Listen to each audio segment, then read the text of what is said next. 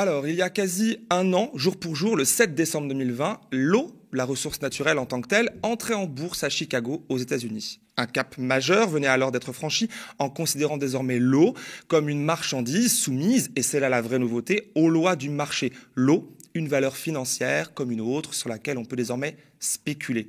Ce qui ne présage rien de bon quand nous observons déjà les effets de la spéculation sur le pétrole ou l'immobilier et les crises qui en découlent. Sauf que l'eau, ce n'est ni du pétrole ni des immeubles, mais bien une ressource vitale pour tout être vivant sur la planète, dont nous, espèces humaines. Et dans cette dernière, beaucoup en ont conscience d'individus humains. Protestations, manifestations, actions diverses et variées se multiplient ces dernières années pour faire de l'eau un bien commun protégé de la finance.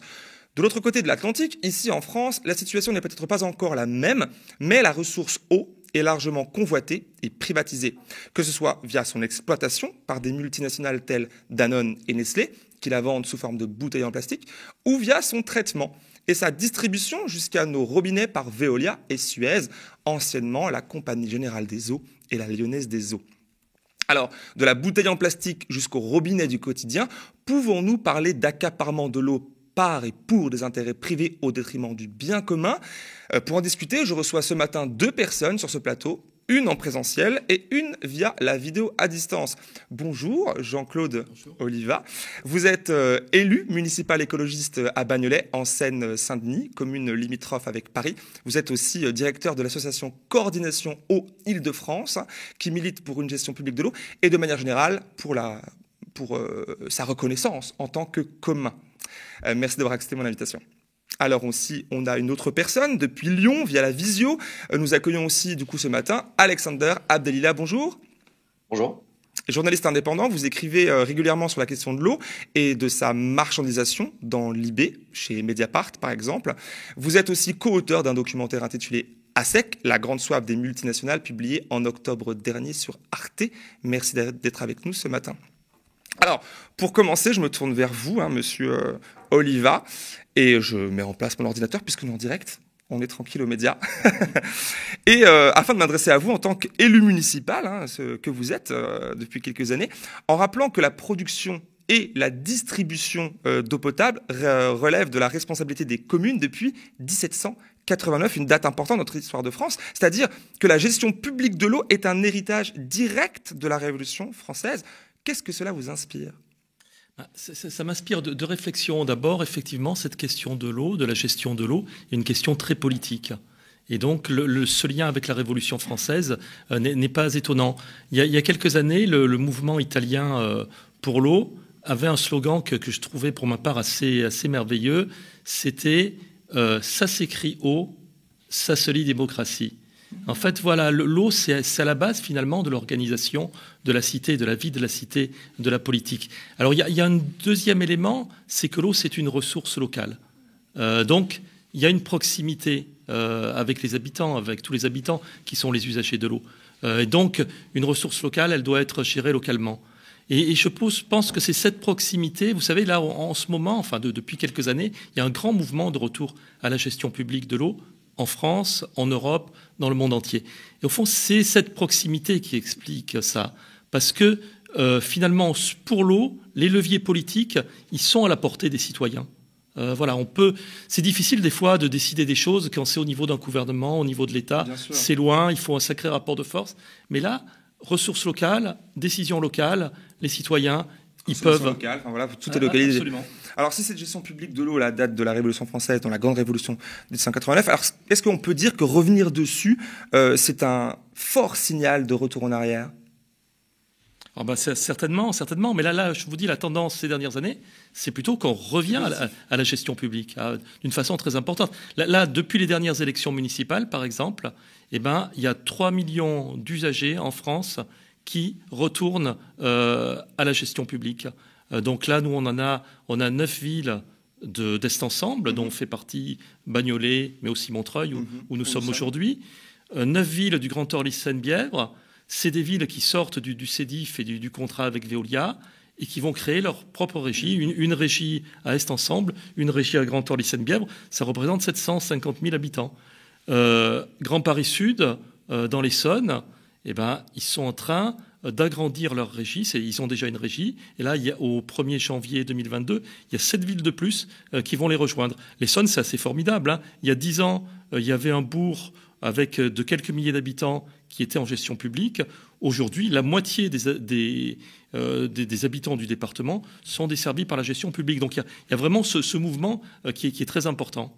Bien sûr, bien sûr. Alors justement, un mouvement qui entre en plus en écho avec ce qui s'est passé il y a un an, comme on l'a rappelé dans l'intro. Le 7 décembre dernier, du coup 2021, vous faisiez partie de celles et ceux qui manifestaient à Paris, à Place de la Bourse, aux côtés des Amis de la Terre, d'Attac, de la FSU, de la Conf Paysanne, contre cette marchandisation de l'eau. Alors au-delà du symbole, puisque c'était la première année d'entrée en bourse de l'eau à Chicago, quel était l'objectif et les attentes de la manifestation ? Alors, il faut dire que cette manifestation, il y avait ce rassemblement à Paris, mais il y avait des rassemblements dans d'autres villes du monde, à Montréal, à Milan, à Bruxelles. Donc voilà, c'est quelque chose qui fait quand même écho très fort partout. L'objectif de cette manifestation, c'était bien sûr de dénoncer cette financiarisation de l'eau. Finalement, là, aux États-Unis, c'est un cas un peu extrême. Ça concerne la Californie. En fait, c'est la bourse de Chicago, mais ça concerne la Californie, où sont produits, je dirais, la moitié des fruits et des légumes des États-Unis. Et donc là, il y a sur la ressource en eau, il y a une bataille déjà très forte entre grosses compagnies agricoles et aussi avec éventuellement les villes, les collectivités. Et donc là, leur idée, c'était d'avoir ce marché de l'eau, mais qui ouvre aussi au fait qu'il va y avoir d'autres intervenants et qu'il va y avoir des spéculateurs. Donc nous, effectivement, nous n'en sommes pas là, mais nous sommes quand même inquiets parce que le processus de financiarisation, il bat son plein, ici aussi en France, en Europe. Ce qui s'est passé avec Veolia et Suez, on est au cœur de cette financiarisation. Parce que finalement, on a ces grandes entreprises qu'on combattait déjà pour retourner en gestion publique, mais là, on rentre dans autre chose. C'est des fonds financiers qui sont en train, c'est Meridian, c'est d'autres, qui vont piloter ces entreprises. Donc, c'est un autre stade. Et là, tout à l'heure, je parlais des citoyens, mais là, c'est un éloignement. C'est-à-dire que c'est d'autres acteurs qui vont se substituer, qui vont prendre les décisions vitales et qui vont se substituer aux citoyens. Donc, c'est absolument... Sont pas locales. D'ailleurs, ils n'ont pas une vision locale, mais plutôt globale. Quoi.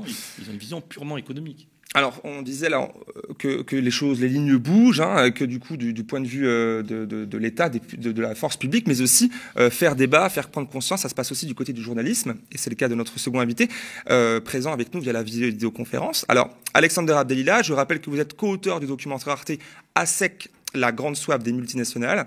Avant de vous poser quelques questions, on regarde un très court extrait de la bande-annonce du documentaire. Nestlé Water se présente comme le gardien de la ressource. Cette entreprise n'a qu'une finalité, c'est de tirer un bénéfice de cette exploitation de l'eau. Nous sommes inquiets de voir le privé faire main basse aujourd'hui sur l'eau et donc faire main basse sur une ressource vitale puisque 3 jours sans eau et nous sommes morts.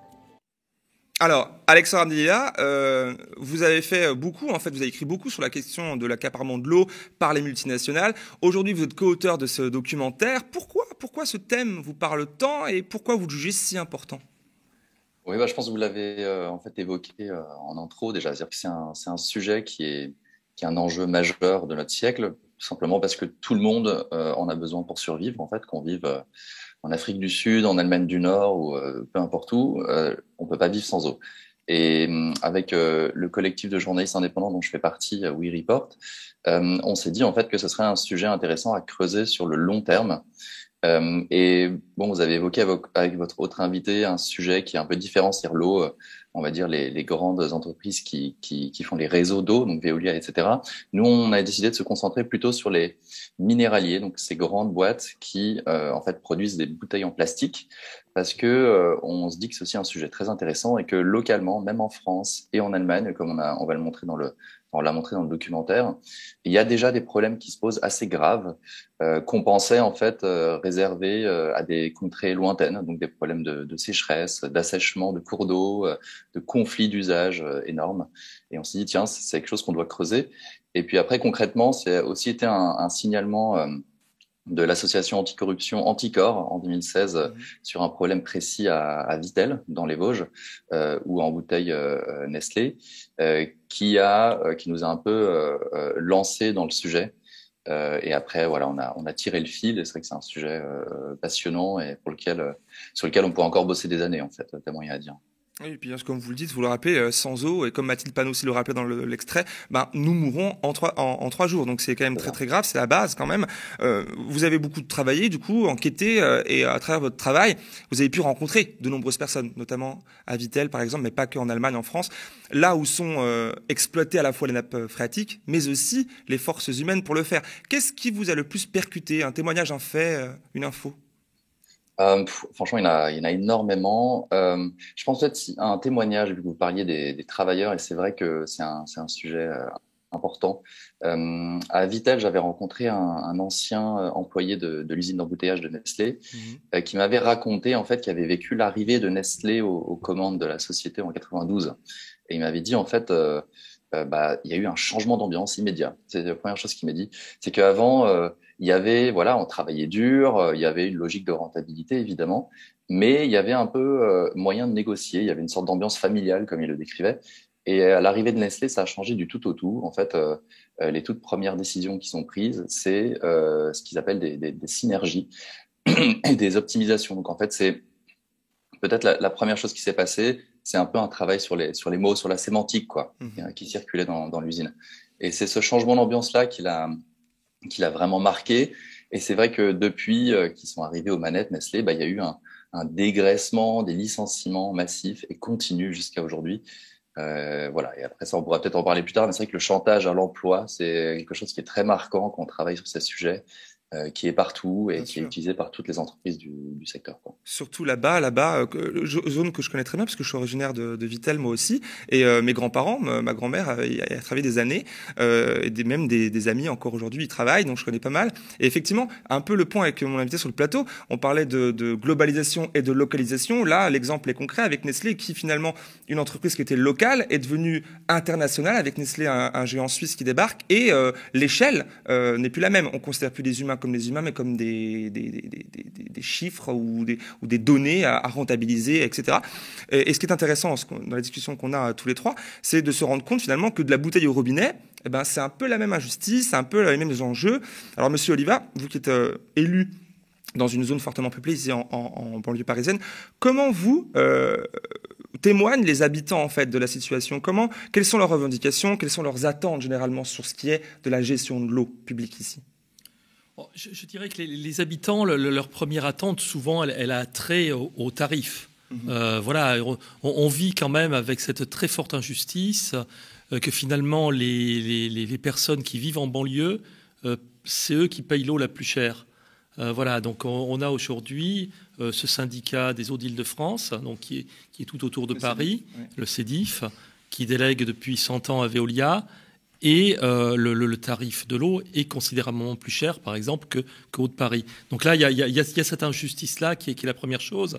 Là, la seconde, je dirais, c'est encore une fois attrait à la démocratie, à la place des citoyens, à comment sont considérés les usagers. Il y a une relation avec les usagers qui est très fortement dégradée. Alors nous, on en a fait une expérience très particulière il y a quelques années avec l'histoire des coupures d'eau, parce que les coupures d'eau étaient illégales, mais Veolia, Suez, etc., les pratiquaient massivement. Il y avait 100 000 coupures d'eau par an en France. Et donc, c'est notre bataille avec la Fondation France Liberté qui a permis que petit à petit, d'une part, on aille au tribunal, on gagne, et que les journaux aussi s'emparent du sujet, et qu'au final, aujourd'hui, il n'y ait plus de coupures d'eau. Mais ça, c'est un peu l'exemple extrême, mais ça touche vraiment, c'est le type de relation ou avec des entreprises qui priorisent complètement la question économique et qui n'ont rien à faire des usagers, de l'humain. Donc c'est ça aussi l'enjeu de la gestion publique, c'est retrouver une relation de confiance, une relation apaisée entre les usagers et le service public. C'est ça, un nouveau service public qui réponde aux attentes des usagers. Un service public, puisque finalement un service privé n'est pas forcément la même chose. Enfin là j'ai un exemple contraire peut-être, je vais me faire l'avocat du diable, puisque justement là en Ile-de-France, le CEDIF, le syndicat des eaux d'Île-de-France dont vous parlez, appuyé par Veolia du coup, souhaite installer une nouvelle technologie qui, dans ces usines, qui promeut la promesse de débarrasser les eaux du chlore, du calcaire qu'elle peut contenir. Sur le papier, du coup, on peut qu'en se réjouir quand nous lisons ça, que c'est une avancée, et admettre que le privé, quelque part, ici Veolia, assure bien son rôle de fournisseur de services et même d'innovateur. Pourtant, il y a une levée de boucliers, notamment des élus. Vous m'expliquez ? Absolument, des élus, des citoyens, des associations. D'abord, il faut dire qu'il n'y a pas de demande pour cette technologie. Enfin, il n'y a aucun usager qui a demandé la mise en place de cette technologie. Ensuite, c'est un attrape-nigo parce qu'on nous dit de l'eau sans chlore. Alors, c'est vrai, il n'y aura pas de chlore dans le processus de production, mais la réglementation fait qu'en région parisienne, vu le temps que l'eau passe dans les canalisations, il est obligatoire de rajouter du chlore pour le transport. Donc, ce qui veut dire que les usagers, à leur robinet, ils auront toujours une eau chlorée. Pareil, on nous dit c'est pour les pesticides, les perturbateurs endocriniens, les éliminer, etc. Sauf que là aussi, c'est un attrape-nigo, parce qu'en réalité, cette eau soi-disant pure, elle est tellement pure qu'elle n'est pas potable. Et elle n'a plus de sels minéraux. C'est comme de l'eau, ça se compare à la désalinisation de l'eau de mer. C'est le même genre de technologie. Donc il n'y a plus rien, il n'y a que l'eau. Il faut rajouter des sels minéraux. Alors eux, quelle est la technique choisie par le CEDIF? C'est de rajouter une partie d'eau de la filière classique. C'est-à-dire on va avoir un mélange d'eau ultra pure, comme ils disent, et puis de l'eau de la filière classique avec ces polluants habituels pour équilibrer, pour avoir les sels minéraux. Et donc, au final, on aura toujours les perturbateurs endocriniens qui, vous savez, n'agissent pas en fonction de la dose. Ils agissent à très très faible dose. Donc, voilà, sur une vie. Absolument. Donc voilà, il y a ces problèmes-là, et plus derrière des problèmes sociaux, économiques et environnementaux tout à fait considérables. Là, on parle d'une augmentation le CEDIF dit lui-même, de 18 à 35 centimes par mètre cube, donc que pour la partie eau, qui aujourd'hui fait 1,30 €. C'est-à-dire on part d'une augmentation de 25 à 30%. Il y a cet aspect-là. Il y a les aspects environnementaux, c'est-à-dire que la production dans ces usines, la consommation d'énergie va être multipliée par 3. On va prélever plus d'eau, parce que qui dit cette eau pure, d'un côté, c'est comme l'eau de mer, hein, c'est comme la désalinisation de l'eau de mer. D'un côté, on a de l'eau douce, et de l'autre côté, on a des saumures. Donc là, on a d'un côté l'eau pure, et de l'autre, un concentrat, ce qu'on appelle un concentrat, qui va être rejeté. Donc pour produire la même quantité d'eau potable, il faut plus d'eau au départ. Donc on prélève plus d'eau dans le milieu naturel, et ce concentrat, on le rejette dans les cours d'eau, et donc il va polluer les cours d'eau. On le rejette dans la Seine, sans traitement. Et dans la Seine, en aval, il y a d'autres usines de production d'eau potable qui pompent l'eau. Donc, on marche sur la tête. Complètement. On comprend mieux du coup pourquoi il y a une levée de bouclier. Hein. Alors vous parlez du coup d'eau pure ou impure, minéralisée ou pas. On peut du coup rebondir avec notre second invité, Monsieur Abdillah. Alors vous qui êtes co-auteur avec Robert Schmitt de votre enquête que ce documentaire, ça a révélé quand même un système tout aussi opaque, un peu comme ça, hein, avec des promesses bien loin des prétentions de développement durable, des promesses écologiques affichées dans la communication, hein, dans le marketing de Danone, de Nestlé, pour ne citer que. Alors, en quoi, on veut savoir, leur communication diffère-t-elle des faits? Comment vous avez pu voir ça et comment ça se concrétise dans le réel? Oui, alors ça, pour le coup, avec Nestlé et Danone, on est gâtés parce que c'est vraiment des exemples, des cas d'école. Oui. Alors, pour Nestlé, on peut commencer avec Nestlé. Il y a eu une campagne de communication à laquelle ils ont participé qui s'appelait Gestes propres. Et le but, en fait, c'était d'inciter les citoyens à mieux trier leurs déchets et à ne pas les jeter dans la nature.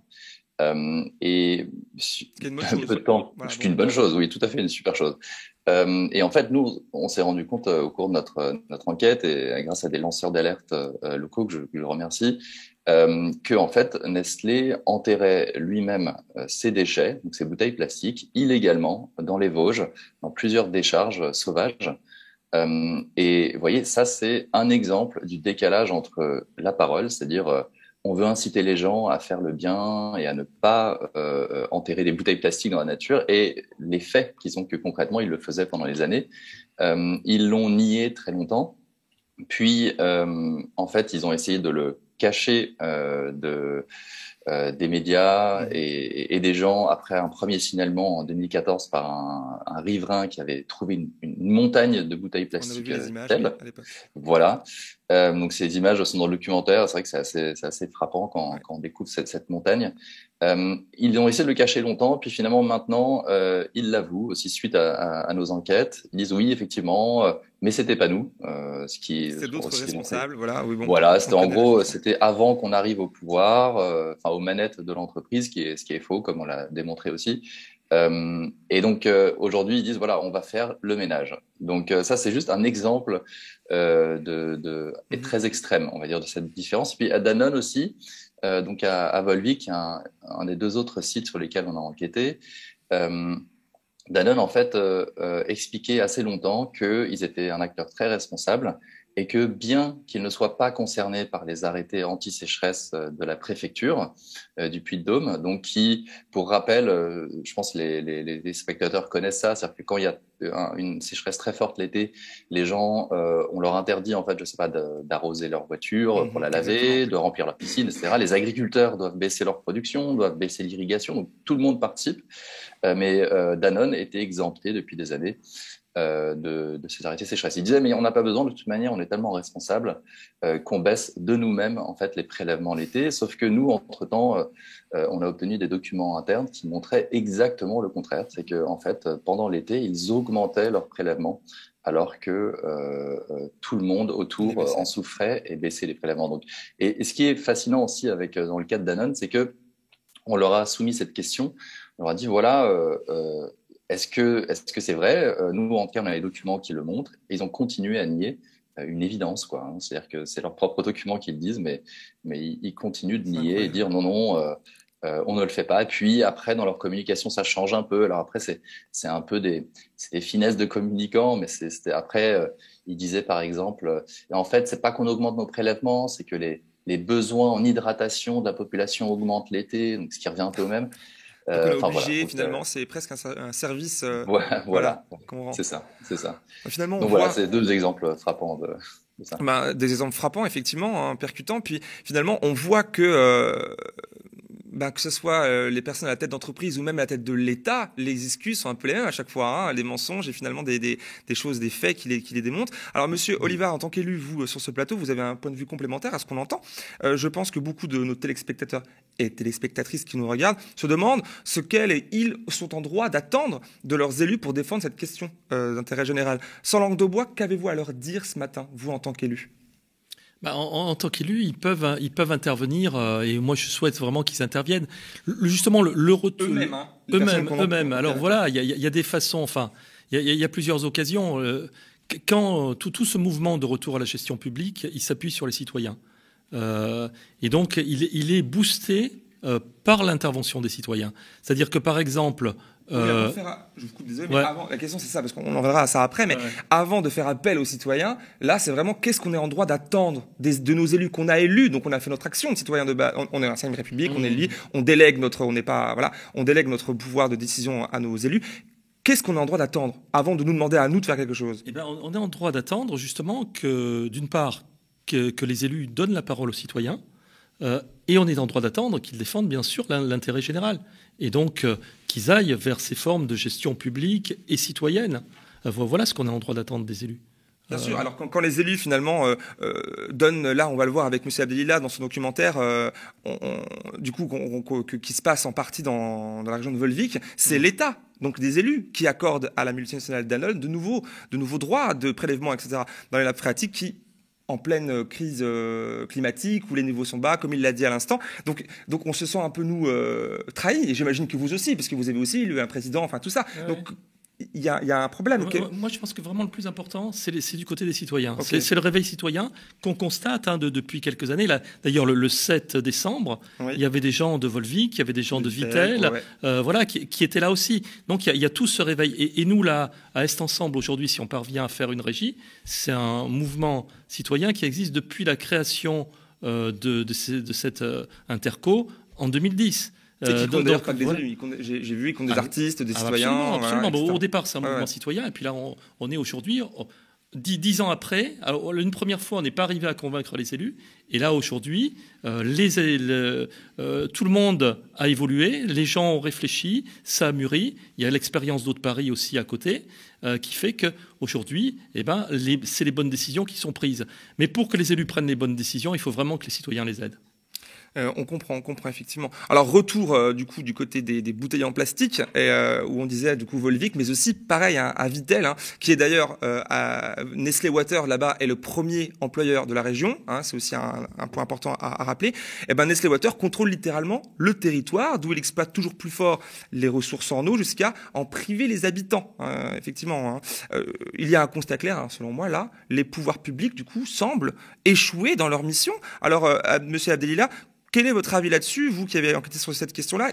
Est-ce que c'est un aveu d'échec des pouvoirs publics ou alors il y a autre chose qui cloche? Est-ce qu'ils n'y arrivent pas, ils tentent tout, ils n'y arrivent pas, ou alors il y a un souci, des conflits d'intérêts? Enfin, racontez-nous. Ouais, alors à Vittel, il y a clairement aussi des conflits d'intérêts. D'ailleurs, il y a même eu un procès. Alors j'évoquais le signalement d'Anticor là en 2016. Il y a eu un procès contre une élue locale et une association. Cette élue locale, elle était en fait présidente de la commission locale de l'eau. Donc en fait, c'est des élus locaux, des fonctionnaires, etc., qui sont ensemble et qui prennent des décisions sur comment on gère l'eau localement. Donc ça partait de l'idée que bien gérer l'eau doit se faire localement. Sauf que... Comme M. Lodival le disait tout à l'heure. Voilà, exactement. Donc ça paraît être de bon sens, mais parfois ça marche pas toujours. Là, à Vittel, c'est un exemple. Donc il y a eu ce signalement d'Anticor à son encontre pour prise illégale d'intérêt en faveur de Nestlé. Alors ce qu'on lui reprochait en fait, c'est d'avoir voté en faveur d'un projet très controversé, qui était la construction d'un pipeline, donc d'un tuyau, on va dire, qui ramènerait de l'eau potable de communes autour de Vittel, à Vittel, pour que les Vittellois ne boivent plus l'eau qui est sous leurs pieds, ou pompée aussi Nestlé, mais boivent de l'eau de communes environnantes, et ce qui aurait permis à Nestlé de continuer à pomper dans la nappe qui, elle, était en danger, sans pour autant changer leurs habitudes. Donc ça n'est pas passé. Là, les citoyens se sont mobilisés. Là, on parlait de l'engagement citoyen, c'est eux qui ont fait la différence. Mais ce que ça montre concrètement, même si ce projet a été enterré grâce à la mobilisation, c'est que la décision était locale, mais elle a été en fait perclue de conflits d'intérêts. Pourquoi? Parce que Vittel, c'est une toute petite ville. Nestlé, c'est un très grand employeur. Tout le monde connaît quelqu'un qui travaille à l'usine ou tout le monde il travaille lui-même en fait. Et donc, les gens qui prennent les décisions, d'un coup, se retrouvent avec plusieurs casquettes, quoi. Ils sont à la fois élus, ils sont à la fois, là, en l'occurrence, cette élue, elle était compagne d'un haut cadre de Nestlé. Voilà, donc ça pose plein de problèmes quand c'est local aussi. Donc, c'est pas aussi simple. Après, normalement, celui qui prend la décision finale d'autoriser ou non des prélèvements d'eau, c'est le préfet. Donc, c'est pas des élus, c'est des fonctionnaires qui représentent l'État. Et là, c'est vrai que on peut se poser la question, est-ce que c'est un fonctionnement qui marche ou pas? Parce que en fait, ce qu'on suppose, c'est qu'il y a un chantage à l'emploi, tout simplement, qui est fait par ces grands employeurs, que ce soit Danone à Volvic, Coca dans le nord de l'Allemagne, comme on le montre, ou la Nestlé à Vittel, qui est de dire en gros, laissez-nous faire ce qu'on sait faire, et comme ça, on gardera les emplois, ou on fera le maximum pour garder l'emploi. Et souvent, ils sont dans des régions désindustrialisées. Alors, c'est probablement aussi partie de leur stratégie, comme les Vosges ou le Puy-de-Dôme, etc. Donc, le préfet, lui, il doit arbitrer entre, d'un côté, une ressource en eau qui pourrait avoir des impacts pour les générations futures, ou alors les emplois qui sont là, tout de suite, en danger, comme le disent les multinationales. Donc, souvent, cet arbitrage, il se fait pour cette raison. Alors que quand on creuse, on se rend compte que les multinationales qui dirigent ces usines, en réalité, elles, peu importe ce qui se passe, elles licencient de manière constante. Elles automatisent, elles licencient. Pourquoi? Parce que elles-mêmes sont sous pression de fonds d'investissement qui ont des parts dans leur groupe. Nestlé, c'est un fonds opportuniste américain qui s'appelle Third Point, qui est très connu pour des stratégies très agressives, et qui a investi depuis 2017 et qui a dit en arrivant, OK, Nestlé, vous êtes mignons, mais nous, là, vous avez une marge de 16%, ce qui est déjà énorme, mais nous, on veut au moins 20 en quelques années. Et ils continuent à mettre la pression. Et donc, du coup, avec ce genre de logique, la suite naturelle pour ces entreprises, c'est licencier, licencier, licencier. Et donc après, elles ont beau jeu de dire on licencie parce que Mediapart nous fait une mauvaise image, ou bien parce que vous achetez pas assez de bouteilles. Mais en fait, c'est vraiment dans leur logique, quoi. Donc voilà, faut garder ça en tête. Alors, gestion locale, pas toujours la meilleure solution. Et puis ce chantage à l'emploi qui en plus met une pression énorme sur des élus locaux qui sont voilà pas à la hauteur en termes de moyens eux-mêmes face à ces multinationales, quoi. Bien sûr. Enfin, gestion locale, on pourrait rajouter peut-être le fait que on le voit, hein, quand les salariés prennent la tête de leur entreprise, la gestion est peut-être un peu meilleure vu que c'est les premiers concernés. Enfin, on peut imaginer que ça pourrait améliorer les choses. En tout cas, manifestement, on ne peut pas compter, tout attendre plutôt des élus, comme vous l'avez dit. Les citoyens doivent aussi agir. Monsieur Oliva, du coup, une réaction peut-être à ce qu'on vient d'entendre, éventuellement. Oui, ben là, en fait, là aujourd'hui, là, on parlait tout à l'heure de l'osmose et du CEDIF. C'est un peu le même genre de situation, quelque part. Oui, c'est-à-dire qu'aujourd'hui, les élus et les associations, les citoyens refusent cette technologie et les investissements qui sont démesurés derrière. Et en fait, là, aujourd'hui, la balle, elle est dans le camp de l'État. C'est-à-dire qu'en fait, ça dépend du préfet de Seine-et-Marne ou éventuellement du ministère de donner ou non l'autorisation environnementale pour ces travaux et pour mettre en place le site pilote. Alors, aujourd'hui, la logique pousserait à ne pas donner le permis de construire, à ne pas donner cette autorisation environnementale. Mais là, le préfet, tout en reconnaissant qu'il ne devrait pas la donner, il s'est donné 2 mois de plus pour réfléchir. Et donc, c'est un peu la boîte noire. Donc, effectivement, moi, ce que je dis, c'est que c'est plus facile pour les citoyens de se faire entendre au niveau local. Après, dès que la décision dépend d'un autre niveau, eh ben, le rapport de force devient plus compliqué. Absolument. Là, c'est plus compliqué. Alors, mais en même temps, on peut quand même gagner parce que quand les citoyens arrivent à se faire entendre, c'est quand même le cas un peu à Vitel. Hein, c'était pas le cas au début. Eh ben, ça met quand même un sacré bazar. La condamnation de cet élu là qui était évoqué, c'est typiquement s'il n'y avait pas des citoyens qui s'étaient levés contre cette situation, rien ne serait fait, évidemment. On n'en serait pas là. Et nous, ce qu'on espère aussi en Ile-de-France, c'est qu'avec tous les élus qui se sont levés ces derniers temps, eh ben, le préfet et l'État prendront la bonne décision et ne favoriseront pas outrancièrement le CEDIF et Veolia qui est derrière. Alors dans le documentaire, on voit aussi tout un panel de personnes, des militants associatifs, des personnalités politiques aussi, des citoyens lambda, comme vous le disiez, Monsieur Oliva, se mettre en mouvement pour défendre l'intérêt, ce qu'ils jugent en tout cas être un intérêt général. On devine sans mal l'asymétrie quand même, comme vous l'avez décrit, et le déséquilibre entre des forces entre les citoyens et des géants tels Nestlé, qui même Nestlé est écrasé par un géant encore plus gros. Alors Alexander Abdelila, vous qui avez documenté tout ça avec votre collègue, comment vous pouvez nous décrire l'organisation de ces personnes sur le terrain, vous qui avez rencontré, leur combat, leur espoir, mais aussi les charges qui pèsent sur eux, leurs difficultés rencontrées, peut-être les intimidations. Comment ça se passe concrètement pour eux ?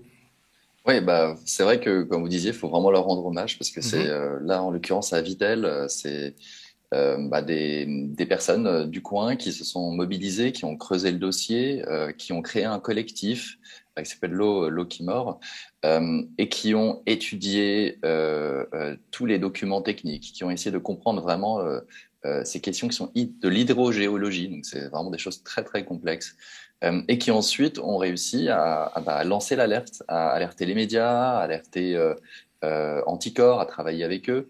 Donc il faut vraiment leur rendre hommage, sans eux, nos enquêtes seraient pas possibles.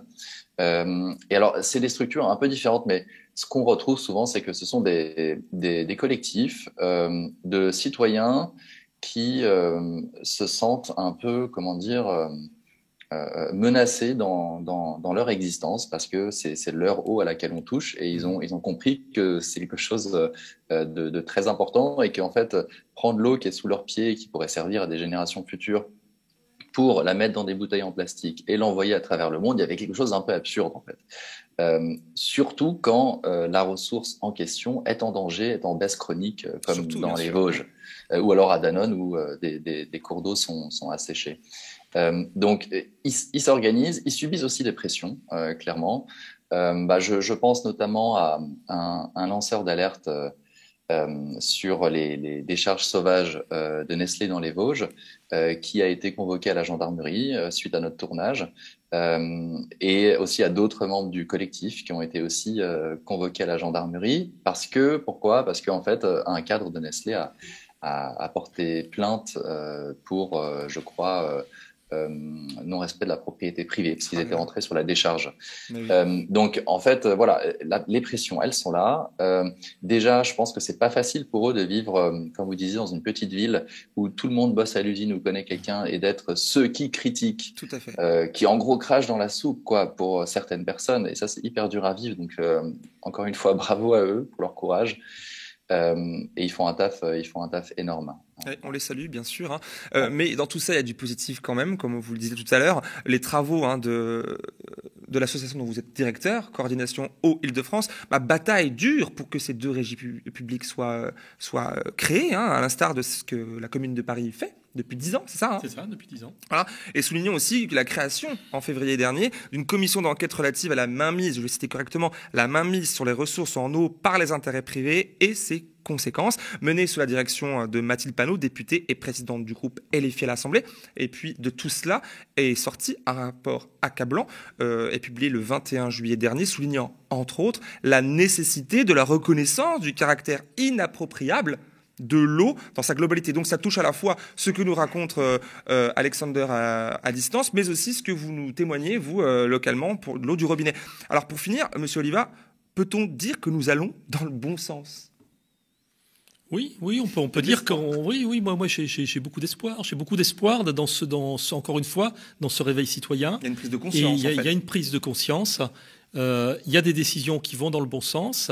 Et puis voilà, nous ce qu'on espère aussi, c'est voir émerger, comme avec Haut-de-Paris, mais aussi d'autres. Hein. Il y a Montpellier, il y a plein de régies qui ont émergé ces dernières années, des structures qui donnent une place aux citoyens, aux usagers. C'est-à-dire à Haut-de-Paris, aujourd'hui, il y a des citoyens, il y a des représentants d'associations au conseil d'administration.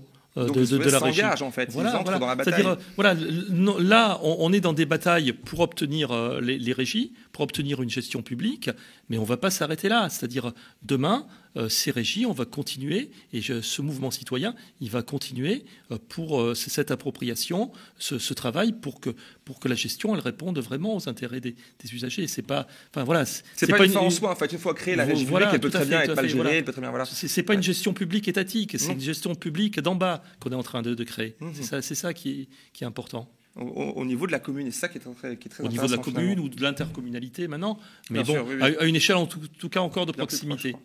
Eh bien, merci à tous les deux d'avoir accepté mon invitation et d'avoir répondu à mes questions. Alors merci Jean-Claude Oliva, je rappelle que vous êtes élu municipal écologiste à Bagnolet et directeur de l'association Coordination Eau Île-de-France. Merci Alexander Abdillah d'avoir accordé de votre temps, hein, vous qui avez des cours à donner toute la journée aussi à Lyon aujourd'hui.